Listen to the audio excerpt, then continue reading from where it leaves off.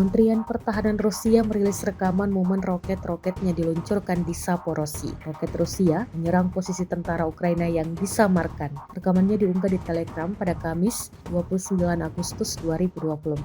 Dalam keterangan unggahan disebutkan awak MLRS Grek dari kelompok pasukan Dnipro Rusia menyerang konsentrasi tenaga angkatan bersenjata Ukraina di wilayah Zaporozhye. Koordinat sasaran diperoleh dari peralatan pengintaian artileri dan awak kendaraan udara tak berawak. Sedangkan pada benteng tentara Ukraina tampak jelas dalam rekaman. Sayangnya tidak dirincikan total korban jiwa dalam serangan ini.